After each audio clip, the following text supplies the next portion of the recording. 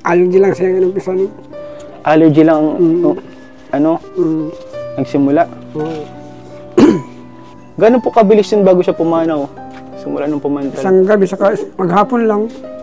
Isang gabi at maghapon lang? Tapos kinaumagahan? Dinala ko sa albularyo. Di naman di na galing. Gusto niyo sana tayo sa ospital, syempre Minsan ba nagtanong kayo, ba't nangyayari yan sa inyo? Walang wala na nga. Sa akin pa nangyayari.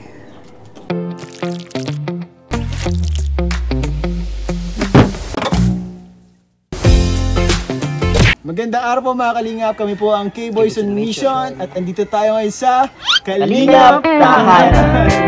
So ayun guys, scout po tayo ngayong araw po and pinalikan po namin yung dating pinisita po namin na scout ng nila Juvie, ng family nila. Gano'ng kahirap na wala si mama mo?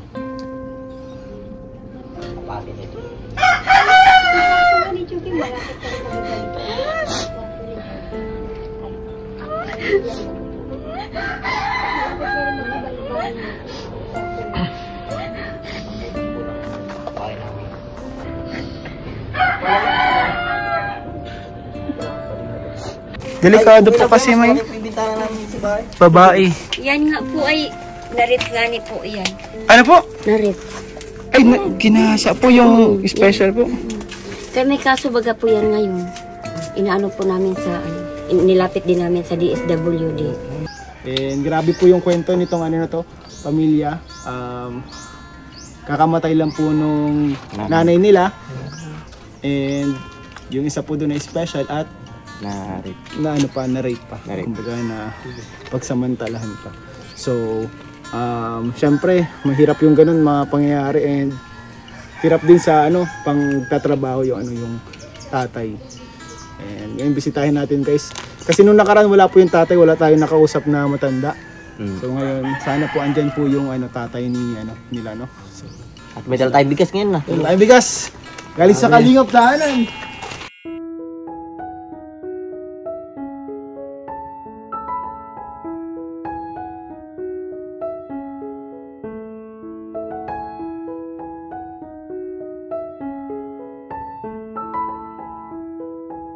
So yung mga Kalingap, dito na po tayo. Ito po yung bahay nila. Saan mo dyan padaanin? Madulas-dulas yan. Oh! Dandan. Nandahan kaya. Grass. Hello po. Magandang hapon po. Uy, grabe ang sipag ni Nini. Kaya nakahalay. Ang dami na ba? Ayun po. Sila niya, ano pangalan mo Nina? Ano pangalan mo? Erika po. Erika. Ayun po, kasama natin sila Erika. Isa po ito sa Grabe ang sipag po. Grabe. Matapos na siya. Grabe naglalaba. Ano yung damit niya yan? Opo. Grabe ang sipag mo naman. Ito po tayo. At andyan po si tatay. Tay! Andyan na kami tay. Patay mo na niya magbigay. Tay!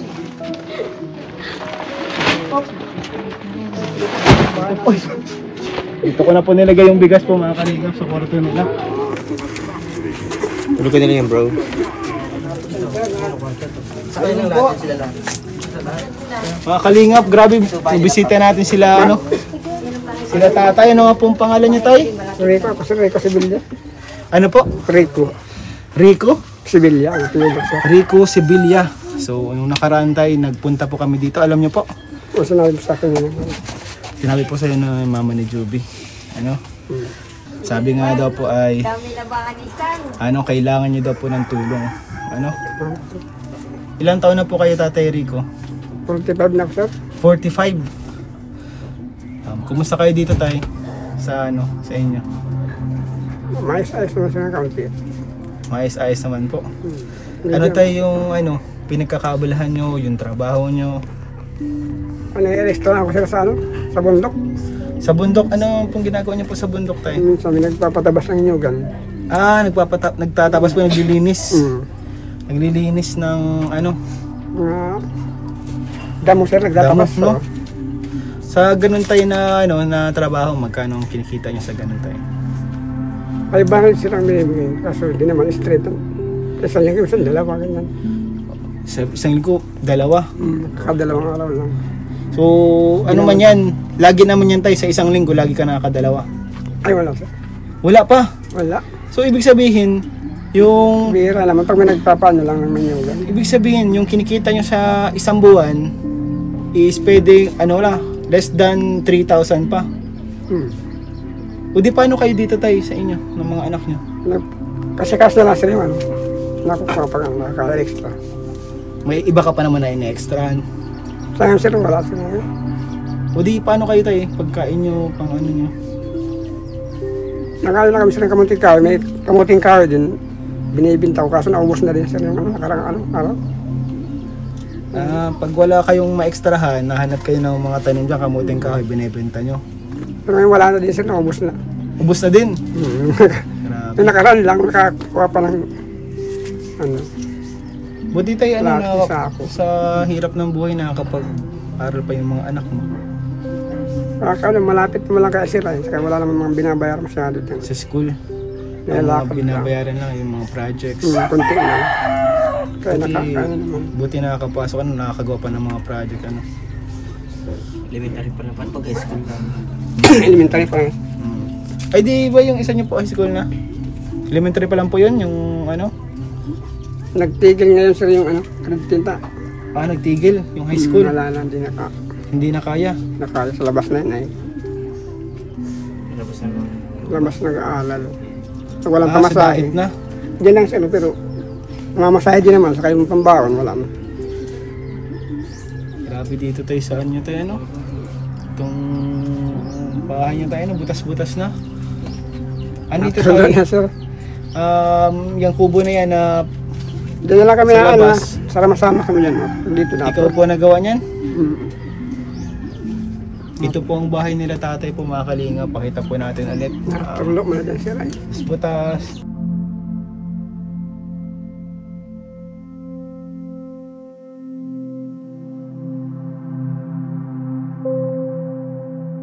Buti tayo, may kurente pa kayo, May kabit ako dyan. Nakikikabit ka. May man sa akin dyan, order na kabit muna. Dito tayo. Madilim na Ito po ang bahay nila tatay. Ito po ang nila, kusina.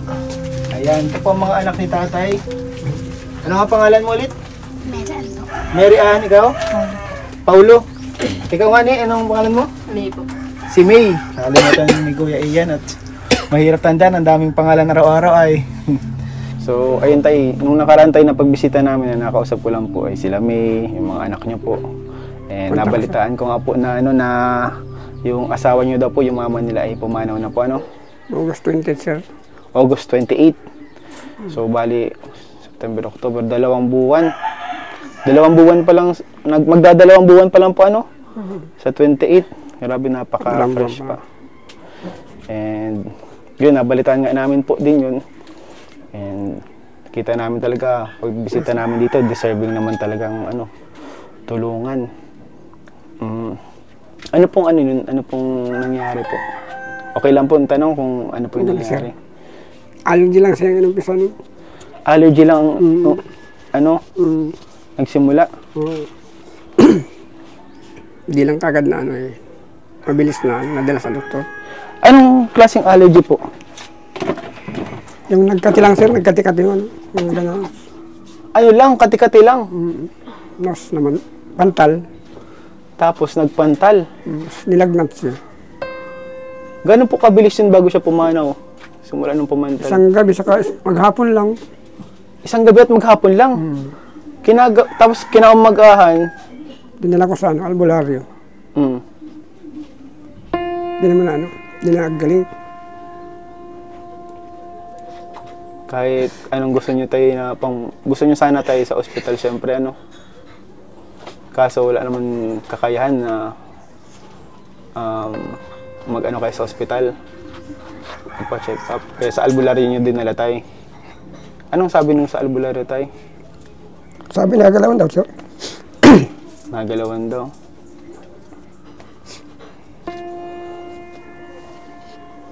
Sabi po mga kalingap. Walang kalaban-laban sila tatay dun sa nangyari sa kanila.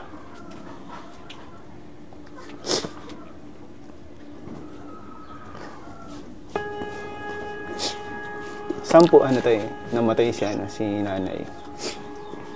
Doon sa may sensation, din ako pa rin sa, kaya ko na gamot-gamot din. Bago ko na dalang hospital, nahuli na. Hindi na po kinaya, ano? Hindi na sir. Yung asawa niyo tayo, ano pong pangalan niya po? Maylin sir, Maylin. Maylin? Si Nanay Maylin po, ano po, ano po yung ginagawa niya dati? Na-arrested din yung labas yung minsan pag ano. Kinakapos ka na, arrested sa labas. Kabit bahay. Naglalaba po, ano? Sabi po mga kalingap yung ano. Unexpected pala yun tayo yung ano. Pagkawala ni ano. Ni Nanay Maylin. Biglaan sir. Hindi makalain. Nabigla ka din po kasi akala niyo po allergy lang. Sabi ko, nagalaw na ito. Sabi naman, parang gamot. Kaya, nalit ako din sa hospital na. Sa kanila ako muna dinala sa albularyo. Hindi naman pala gagaling din. Kung may babalik niyo tayong oras dati, ano yung ano niyo? Ano yung gagawin niyo sana? Diretso niyo na sana sa hospital. Ganun sana. Yung pala yung may part sa inyo tayo na nagsisisi ka. Namagalan ko na ng galaw si Ray. Hindi ko agad na itakbo. Dapat din sa albularyo. Saan na lang? Siyempre po mga Doktor na kalingap. lang sana. Kasi ano eh, allergy lang kasi. Yung ang kala mo, kati-kati lang ano. Kati-kati lang siya. Kala ko baliwala lang. Yung mga ganyan naman po, hindi naman po kasi natin alam yung mga ganyang pangyari, lalo na po sila. Siyempre, ang unahin nilang priority nila is yung pangkain. Tatay, ano? Yung pera nila na ano, pangkain na nila. Hindi naman ina-expect po na malala na pala yung allergy, ano? Bakit na po sa ano? Sa puso pala yun. Sa puso na po nakakonekta. Konekta ka. Ang allergy po kasi minsan yung mga ganyan, kapag malala na po, ang diretsyon tama na sa puso na. Yun ang nga sir sabi. Hindi na kinaya, nag-ano na. Hindi na kinaya ng puso po. Pero siguro ano na po eh, yung mga ganong pangyayari, may ano po yan eh, may dahilan. Sa tingin ko po, ano, talagang kapag oras mo na din talaga. May dahilan po yan. Kung sa tingin niyo po, kayo may kasalanan, sinisisi niyo yung sarili niyo, huwag niyo pong ano, huwag niyo pong isipin na rin, huwag niyo na pong, kumbaga, i-overthink pa, no, ulit-ulitin pa kasi lalo kayong maano eh. Lalo kayong mahirapan lang. Siguro mas maganda mag-focus kayo dito sa ano muna, sa anak niyo. Wala naman magawa, ano. Kung sakali tayo na ano na naririnig ka ni ano ni Nanay Maylin ngayon, ano yung gusto mong sabihin sa kanya? Nasabi ko lang sir, mahal na mahal ko yung asawa ko yun eh. Yun lang ako dun. Kung may gusto kang sabihin tayo na hindi mo nasasabi pa kay Nanay Maylin, baka may gusto kang sabihin sa kanya.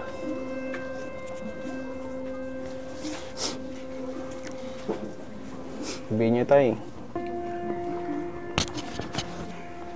Kunyari, andyan siya sa harap mo. May babalik mo yung oras na nandyan siya sa harap mo, ano yung sasabihin mo sa kanya? Yun naman sir, masabi sa asawa ko na mahal namin siya ng mga anak niya. Yun, hindi mo nang sabi na yung nandiyan pa siya.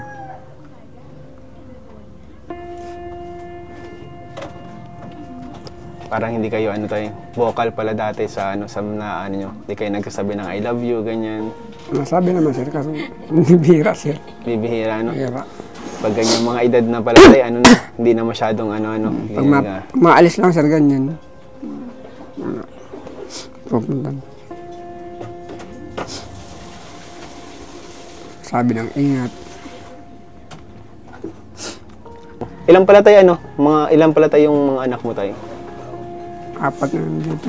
4 na lang nandito. Pero ilan po talaga yung anak niyo tayo? 8 lahat yan, kaso malaki na. Malalaki na? Doon sa Manila, sa kapatid ko. Nasaan po yung ano niyo tayo? Yung ibang mga anak niyo? Kalahati na lang yung nandito ay, Sa no? Manila na siya. Yung apat, Tatrabaho. nagtatrabaho na lahat tay. Doon sa kapatid ng asawa ko, sinarama. Doon lang daw muna sa kanila. Lahat sila, apat, Hindi, hiwalay naman. iwahiwalay. Malaki Ano po, mga ilang taon na po yun? 21 na yung panganay. 21 na yung pinakapanganay dun. Yung pinakabata dun, Ito, ay, bunso. dun sa nag-alis. Yan si Erika, oh. Yung pinakabata tay, dun sa mga nag-alis. 17. 17 eh. Pinakaano doon, bata pa. 17. 17. Di surunudan lang po ano? Manak. 15 years may 15? Mga ganyan. Mga bata pa din tayo ano? bata pa. Diyan ang bibigyan. Yung mga nagtatrabaho yung anak tay, hindi nagpapadala dito tay? Ano na, sir? Kasi pag mga ganun, parang responsibilidad doon pa rin yung mga kapatid mo eh. Kailangan magbigay, tumulong. Si alam niyo, mahirap kayo eh. Dapat tulungan. Ako baga, ibig sabihin tayo, yung mga anak mo doon, nagsariling buhay na. Wala ka naman tayo sama ng loob doon sa mga ibang anak nyo na umalis. Wala naman, sir. Kumbaga, parang masaya na kayo para sa kanila na medyo sila naka ano-ano. Gusto naman nilang ginagawa ng sir. Kaya hindi na ako nagawa.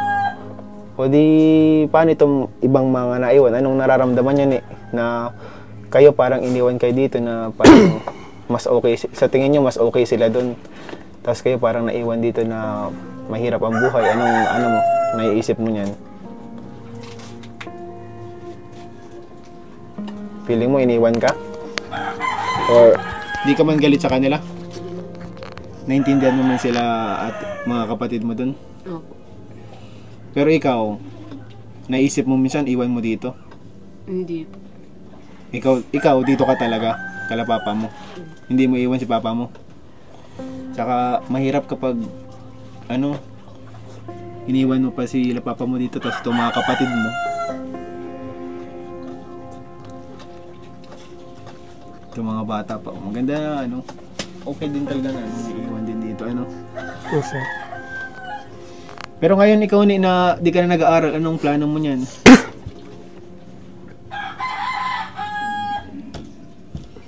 Gusto mo ba mag-aral ulit? Eskwela ka pa daw. Eskwela ka pa? Nag-alas naman po ako. Okay pa, kaya pa. Maano ka, maano? Nag-alas pa ako. Alis na lang, maalis ka na lang. Eskwela may, hanggang Okay pa, kaya pa. laki pa. Sayang yan. Para sa akin, mag-ano ka pa, wag mong sukuan kasi lahat ng yung pag-aaral mo, pag matapos mo yan, ang bayad niyan, yun, pag matapos mo yung lahat, yun yung bayad niyan. Kumbaga, pag nakatapos kang mag-aral, makakahanap ka ng maayos na trabaho. Yan. Mas maahon mo sa hirap yung pamilya mo, no? Kasi kapag di ka magtapos, domino effect yan. Kumbaga, yung mga sunod-sunod, mahirapan din. Pero kapag ikaw makapagtapos ka, maging okay ka, magsakripisyo ka din talaga, kahit mahirap, i-push mo lang. Sunod-sunod yan pati itong mga kapatid mo, makakapag-aral. Kaya, porsigiduhan nyo lang,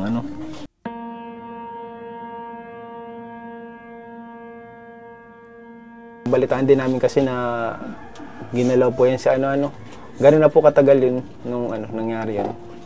May kita isang taon. May Hindi ko na matanda yung mga yung araw. Buti tayo, nagawa nyo, na-actionan nyo yun. Sino nagtulong sa'yo para mapakulong yung may gawa? Yung dito sa barangay. Sa barangay, nagpatulong ka tayo. Tapos Anong nangyari dun tayo? Anong nangyari nun? sa nangyari? Oo, naiiwan siya dito? Doon yun, sa kabilang bahay. Kasi may pinsan ako may lulun ako nakatira doon, may lulun ako nakatira. Tapos may apo siya. Tapos ito naman barkada yung apo nun na pupunta ito. Grabe yung nyo. Grabe po ang nangyari sa buhay nila tatay pang MMK. Walang wala na nga. Sa akin pa nangyari. Anong nasa isip niyo yun, tay? Anong sinasabi niyo sa sarili niyo na minsan ba nagtanong kayo ba't nangyayari yan sa inyo? Para nagkine-question niyo na ba si... Hindi lang, lang. Jesus. Naisip ko lang na, pero hindi ako nag-question ng Jesus. Inaano ko lang kung anong mga kasalanan, wala namang kasalanan mabigat. Yun lang, sarili ko lang, sir. Pero hindi ako nag-ano. Nag-question ng Jesus. Buti tayo hindi ka sumusuko kahit kanya na grabe na yung mga pinagdadaanan yung problema. Yan naman, sir, kasi itong mga ito. Kumbaga sila yung nagiging lakas mo. Ano? Pag naiwan yan, di ba? Lalo magwatak-watak ko lalo ito. Kumbaga sila na lang yung dahilan kung ba't kayo nabubuhay tayo. O, sir. Wala na silang nanay. Maano pa ako, di. May hiwa-hiwala na itong mga ito pag ano. Paano na lang sila tayo, no? Baka kung saan-saan na lang yan magpunta. Hiwa-hiwalay din. Kanya-kanya itong pupuntahan. Grabe, mahal na mahal kayo na ano. Tatay nyo, wag nyo iwan si tatay nyo dito, ano? Kayo-kayo na lang ang ano, ang kasama ni tatay nyo. Pag wala pa kayo, paano na yung si tatay nyo? Wala na siyang rason para mabuhay pa. Anong rason yun? Anong gusto mong sabihin kay papa mo?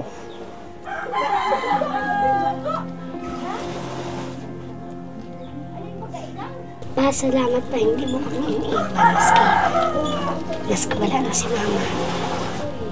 Kahit wala si mama man, hindi kayo iniiwan. Mahal mo papa mo?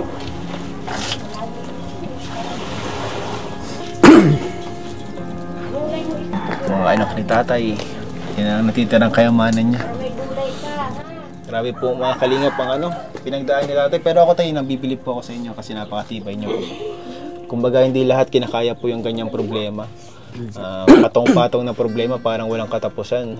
Hindi mo na alam kung paano solusyonan. Ano tatay, ano? Pero syempre tayo, dito ang Team Kalingap. And sana ngayon parang nabigyan ka ng pag-asa, ano? So ko lang ano, sabihin sa inyo tayo na kapag minsan feeling nyo wala na talagang pag-asa, wala na kayong mano, walang-wala na talaga. Mag-pray lang kayo tayo. Dasal lang kayo tayo. Kasi gagawa ng paraan si Lord. And ito tayo ginagawa namin because of ano, kay Lord. Kayo na naging daan para Opo. makatulong sa mga mahirap. Yes po tayo. Ano? So sana tayo ano, sana talaga po mga kalingap, mas matulungan po natin si tatay, suportahan po natin itong ating mga scout kasi deserve din po nila ng tulong talaga, mapabahayan, makaaral itong mga bata, ano. So yun po mga kalingap yung ano, buti po nakausap natin ngayon si tatay dito. Nung nakaraan kasi tayo wala ka po pagpunta namin ano. Sa bundok ako, sir. So andito kami po ang ano, K-Boys sa Kalingap po, no? Kalingap Tahanan. So, part po kami ng Kalingap syempre. Kasamahan po kami nila Kalingap Rob, nila Kuya Val. And para po mas malawak yung ano, mapalawak yung pagtulong, mas maraming matulungan. Nagkakalat-kalat po kami, hinati-hati po kami, no? So, yung bigas po na binigay namin kanina, isang sako, ay galing po yung sa Kalingap Tahanan. Salamat, sir. Ayan, Kalingap Rob. At ito po, 2,000. Panggargastos nyo dito tayo sa ano. Salamat, sir. Pagtulong natin, sir, sa amin. Anong masasabi mo tayo sa ano, sa Kalingap Tahanan and Kalingap Rob kasi sila yung nagpaabot nitong ano, tulong na binigay namin ngayon. Maraming salamat, sir, sa inyong lahat. Dahil sa mga tinutulungan nyo, kagaya namin. Salamat dahil hindi na namin ito problema. Yung tulong na galing sa inyo, sir. Salamat. Laking tulong ito sa amin at hindi na ito hanapin mo. Kaya hindi ka naman problema tayo. Kumbaga, kapag magkaroon ka ng extra, pwede mo na yung itabi. Ano? Pwede ka na magkaroon ng ano, pang emergency mo. Sir. And syempre kami naman, babalik-balikan naman namin kayo tayo. Ano? Sir.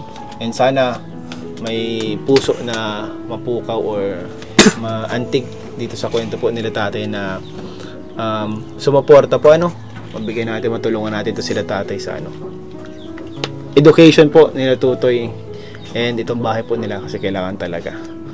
So ano tayo, di na rin kami tayo magtatagal, ano. Sir, Salamat po salamat sa inyo na marami sa inyo lahat. And sa tulong. Yung bundok nyo tayo na tinatrabuhan, malayo yun tayo? Malayo, sir. Doon sa taas, dito sa ano? Iba-iba man, sir, kasi Iba-iba. iba-ibang tao man ano sa akin. Napa-extra. Buti nasaktuhan ka namin ngayon. So, ayun po mga kalingap, salamat po sa inyong panonood. Salamat po sa inyo tayo. Salamat po sa inyo. Sa oras ninyo. And please keep on supporting po Team Kalingap, Ama ng Kalingap, Kuya Val Santos Matubang, Ate Edna Vlogs, Kalingap Parab, at ito po second channel ni Kalingap Parab, Kalingap Tahanan. Ayan, support po natin. Siyempre yung mga kasamahan ko po, Kalingap Ryan, Kalingap Norman, Kalingap Ian, support po natin sa kanilang mga YouTube channel. Thank you po. God bless you all po.